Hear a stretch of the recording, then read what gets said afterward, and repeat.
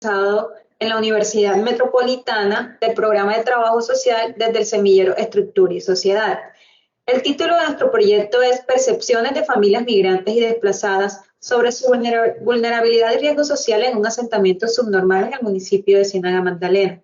Las estudiantes investigadoras son mis compañeras Maylin Manjarres, Natalia Suárez, Irina López y mi persona Gloria Pau. Nuestro docente tutor, el doctor Arturo Pedrosa Pedrosa. Como introducción, en Colombia las zonas de asentamiento urbano subnormales constituyen espacios de conflicto, donde confluyen dos colectivos complejos que son las poblaciones víctimas de desplazamiento forzado, los flujos humanos emergentes de la migración venezolana, las familias desposeídas con pobreza multidimensional en contraposición con el Estado y sus fuerzas del orden. Y estas tienen como referente de acción mantener a toda costa la gobernabilidad de sus territorios. En estos espacios de pugna se acrecienta el nivel de las necesidades básicas insatisfechas, la vulnerabilidad y el riesgo social.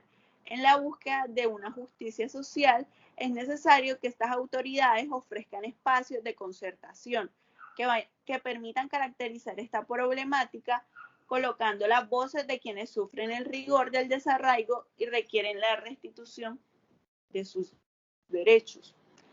En el planteamiento del problema, el municipio de Ciénaga Magdalena experimenta en su periferia el crecimiento de asentamientos subnormales de población desplazada, migrante y en condiciones de extrema pobreza.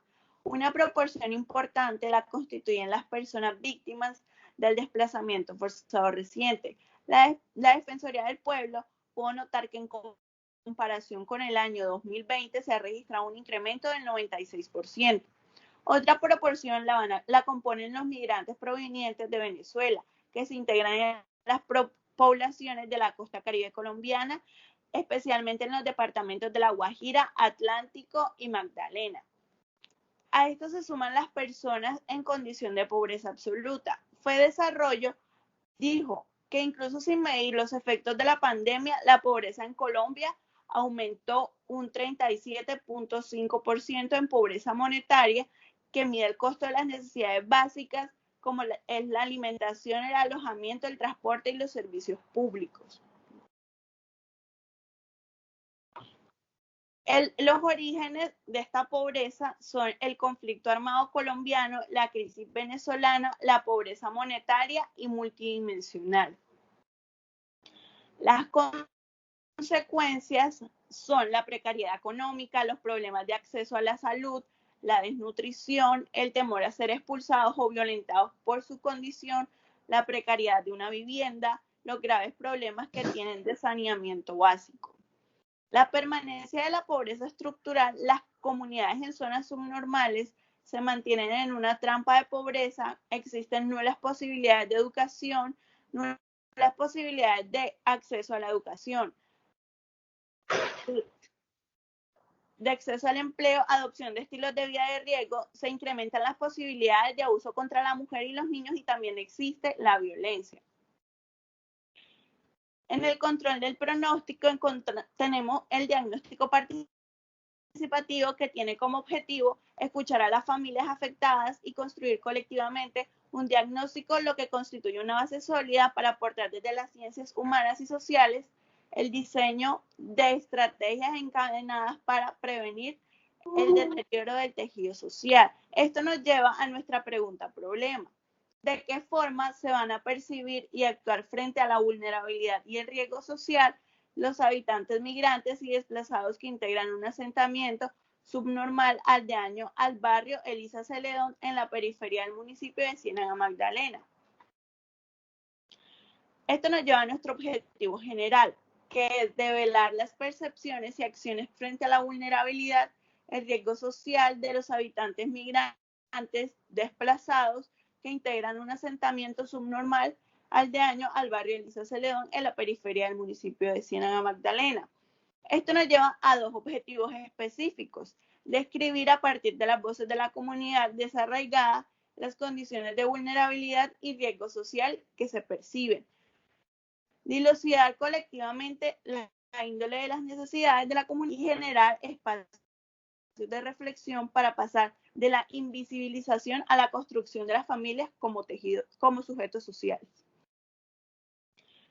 Referentes teóricos. Para fundamentar la presente investigación se incorporará el análisis de estas tres categorías y sus autores referentes. En la primera categoría encontramos la vulnerabilidad y riesgo social. Esta categoría es incorporada desde el pensamiento de Julio Torres Santomé y su teoría de las culturas negadas y silenciadas desde el currículo.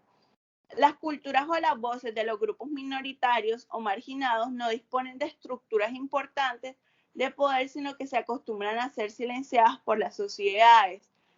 Unos ejemplos de esto sería la comunidad afrodescendiente, la comunidad LGBTI, el feminicidio, el machismo y los campesinos que han sido desplazados. En nuestra segunda categoría encontramos el diagnóstico participativo. Este concepto se ha analizado a partir de las compilaciones y reflexiones de Sheila Garindez. Ella dice que el diagnóstico no lo puede hacer una persona, sino que es una construcción colectiva, porque es imposible que un sujeto conozca toda una institución o comunidad por su complejidad. En nuestra tercera categoría encontramos la ciudadanía y migración. Teniendo en cuenta las crisis migratorias a nivel global, los autores comienzan a plantearse la posibilidad de un nuevo modelo de ciudadanía. Como lo dice la autora María Vargas Llobera, el tema de la ciudadanía se encuentra estrechamente ligado a los actuales flujos migratorios que aportan una dinámica aperturista al concepto de ciudadanía.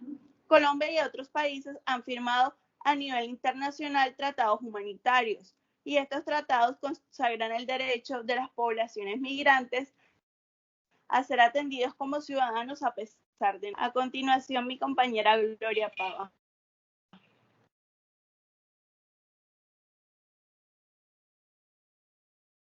Bueno, lógicamente este proceso requiere de una fase de preparación, para lo cual requerimos como punto de partida una selección y preparación del equipo facilitador. Este equipo está conformado por las estudiantes del semillero, un líder comunitario, al igual que la Policía Nacional que realiza los acompañamientos. Se identifican entonces los participantes potenciales, que lo conforman hasta ahora un total de 12 personas que son cabezas de hogares de familias pertenecientes a esta comunidad. Se establecen entonces las necesidades de información y los materiales de apoyo, es decir, la necesidad de información en este caso es cómo vive la comunidad, cuáles son sus necesidades básicas insatisfechas y cuál es el riesgo que ellos sienten. También se cuentan con un material de apoyo que sería todo aquello que requerimos para el acercamiento a esta comunidad y para la recolección de esos datos. Por último, se selecciona y se diseñan las herramientas del diagnóstico, que en este caso sería el cuestionario que realizamos para el grupo focal. Siguiendo con la fase de preparación, se procede entonces a la sensibilización